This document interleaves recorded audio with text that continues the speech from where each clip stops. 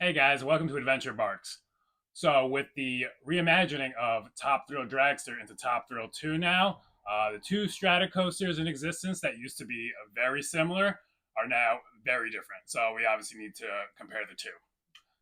We've already mentioned kind of which one we prefer, but we figure it'd be best to do a full breakdown here. Kingda, which is located at Six Flags Great Adventure in Jackson, New Jersey, and the old Dragster at Cedar Point used to essentially be the same exact ride. Kingda is a bit taller, a bit faster, but Dragster had the better restraints, the lap bars only. So essentially, kind of the same ride, a little different here and there, but essentially the same. But now with Zamperla's transformation of the old Dragster into Top Thrill 2, these have very, very different ride experiences.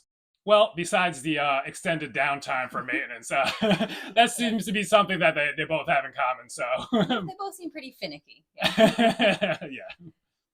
So if you guys haven't heard yet, Top Thrill 2 is actually down for maintenance right now for an undetermined amount of time. And this is not a great look for Cedar Point. It's not a great look for Zamperla. This is the first major ride of this caliber for them. And it kind of seemed like it was going off without a hitch for the first few weeks and First few days. And well, record scratch. Right, so we can't say for sure, but a lot of people online have been speculating wildly that it might be a component issue, specifically with the wheels. I guess they even found a few with cracks in it, which is very scary, and it makes you wonder, like, when did this happen? Did it happen during operation? Is it something they discovered later on? Yeah, nothing official from Cedar Point, obviously, but the roller coaster nerds online, they've been speculating and trying to put this together. So we thank them for their investigation here. Yeah. Little nuggets of information coming in slowly. But yeah, no, if it's the wheels and they're finding cracks in them, it's not good. Yeah. And that, that of course it's an undetermined amount of time. If they have to reinvent the wheel, quite literally, then who knows how long this will take. Exactly. We have maybe a wild conspiracy theory we've been working on ourselves here. Our own speculations. Yes. If you've ever heard of Theme Park Worldwide, and assuming since you're watching theme park content, you have, wherever they go, they seem to break these strata coasters. It's their presence next to the coaster. It's not a component issue. Last summer, Kingda was running totally fine. They decided to fly into the country, and the cable snapped. Broken. Just last week, they flew to Cedar Point and got the last rides on it on that Friday. Next day, broken. Down to maintenance, yeah. So, I don't know. You tell me what's going on. The British are coming. The British are coming. Watch out. But all jokes aside, like, we love that channel. We think Sean and Charlotte are funny. They're informative, and we've been watching them for years. So yeah, we're obviously joking. We love Theme Park Worldwide. Just wanted to have a quick little laugh there. So yeah, it seems like we are so far removed from this moment right here. All right, Top Thrill 2 in the books. I just want to say a huge apology to Zamperla for ever having doubt you at all. You're wrong. That thing is a grand slam. Absolutely. Oh my God, they killed it. They absolutely killed it. So yeah, that seems like it was an eternity ago, but it hasn't even been 2 weeks. Back then, people were just all praise for Zamperla.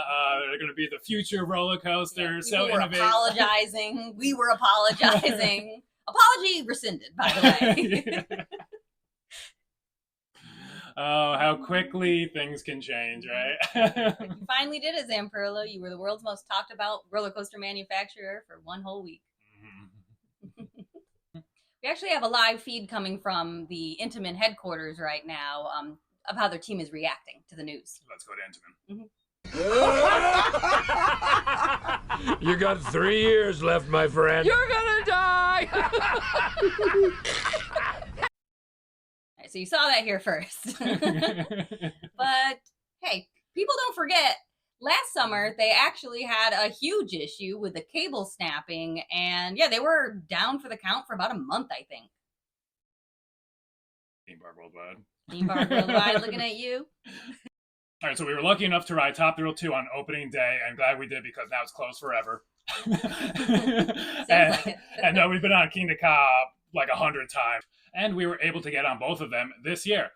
So check out our vlogs from Cedar Point and Six Flags Great Adventure if you haven't seen those already. Links to those videos are in the description below. So here are the stats for both of these rides. They're pretty similar, but they have one glaring difference. As you can see. As you can see. The duration. Before we get into the ride experiences, I'll just quickly go over theming in the trains first. So Kingda's theming is not bad when you consider Six Flags standards.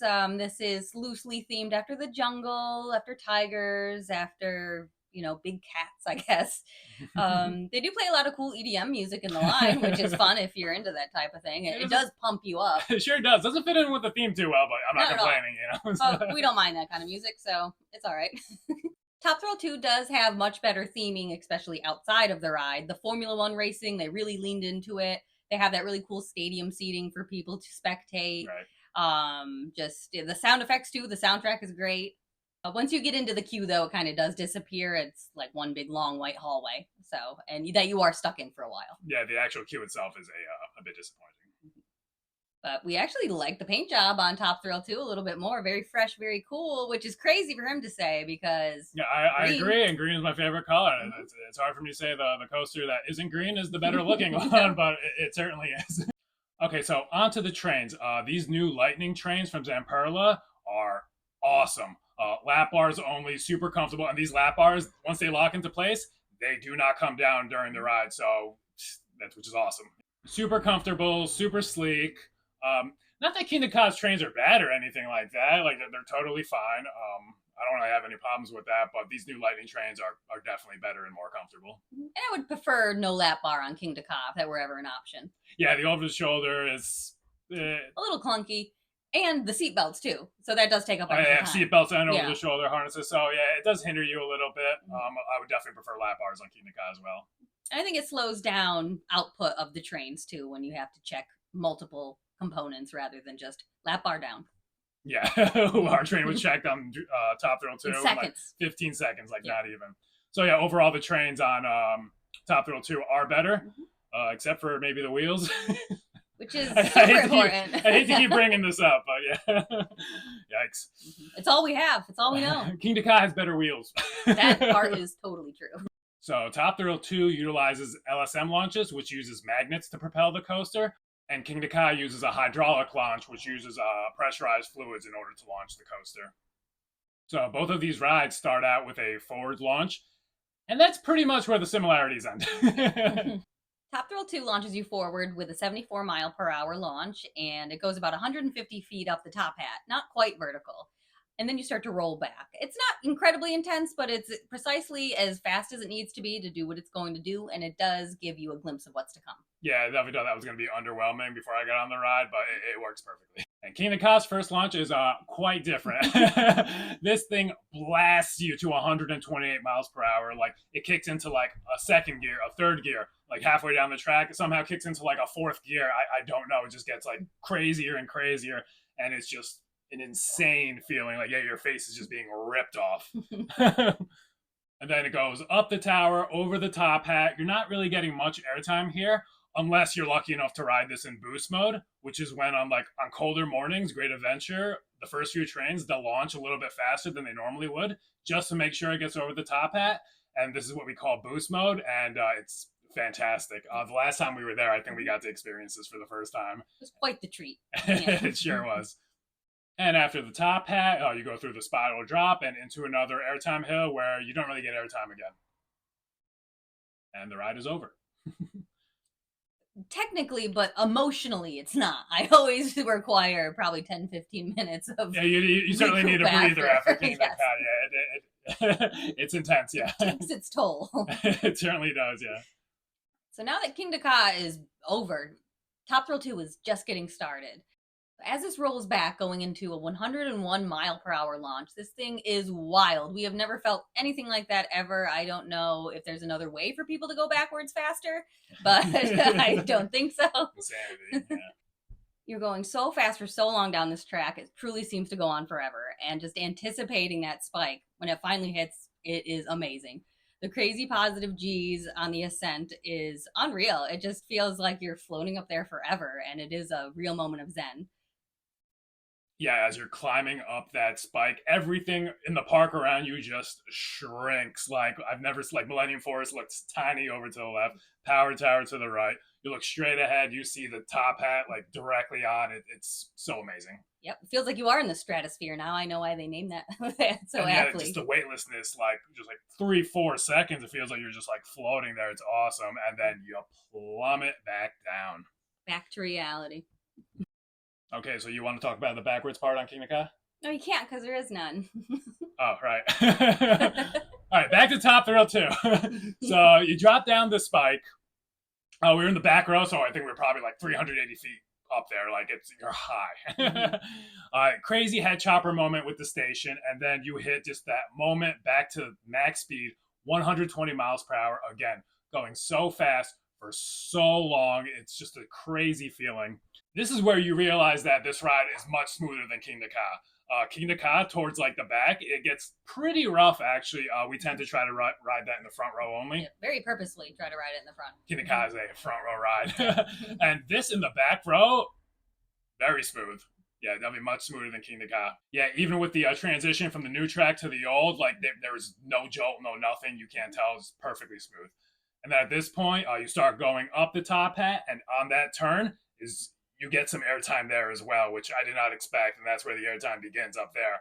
And then going over the top hat, absolute ejector. And again, these lap bar restraints, they will not come down on you. They are locked into position, and you just feel so free up there. Then you get,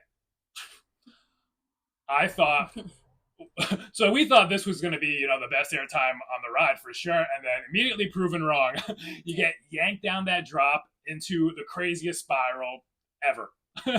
Since these trains are now like elevated higher off the track than they previously were, your center of gravity is like way higher, and you just get absolutely whipped around this element, and it is wild laterals, wild ejectors. Like I ended up in Kayla's lap. It was ragdoll energy over here. Ragdoll energy. Yeah. This thing just threw me like I was nothing. Yeah, it was fantastic. So ultimately, Kingda does have the more intense feel overall, but it is a one-trick pony. It doesn't mean it's not fun. It doesn't mean it's not a spectacle, but it is kind of one and done with that one. It's awesome. Yes, it is awesome. And you never do get used to it. So, I mean, credit where credit is due. I've been riding it for years, and I still am speechless when I get off of this ride. Top Thrill 2 does have a more complete package, I think. There's more elements that make sense. It's a fuller ride. It's thoughtful. The theming is really cool. That means a lot to me too. So I would just say this inches out Kingda by just a bit to be a better ride. Overall, I would agree. Yeah, this is the better roller coaster. It doesn't blow it out of the water or anything. And the fact that it's not operating right now is not a great sign, but yeah. And back on that subject, my biggest concern is that if it actually is the wheels that need to be replaced and they need to make different wheels with different materials, is this going to be the same ride that we rode? Yeah, that's... Wheels can very easily change how a roller coaster rides. So that's a bit of a concern. Yeah, it could completely and utterly change the ride feeling. We are planning on going back this summer, late July, early August. Praying that it's open by then. If it's not, this has been... That's a disaster. If it's not open by the end of July, this is a nightmare scenario for Cedar Point and Zamperla. Mm-hmm. Just, yeah, the resources sunk into this and the hype surrounding it for it to fizzle out after a week is very tragic. There were a lot of bids from a lot of different roller coaster manufacturers to do this reimagining, and I think they maybe went with the cheapest option. So... And you get what you pay for sometimes. So we'll see how this plays out for them. I'm really hoping they can get this sorted out and get this ride open sooner rather than later, because it is fantastic when it's running. Yeah. All right, so if you guys enjoyed this video and want to see more theme park and roller coaster content, I would really appreciate it if you'd like, comment, and smash that subscribe button. And we'll see you next time here on Adventure Barks. Bye.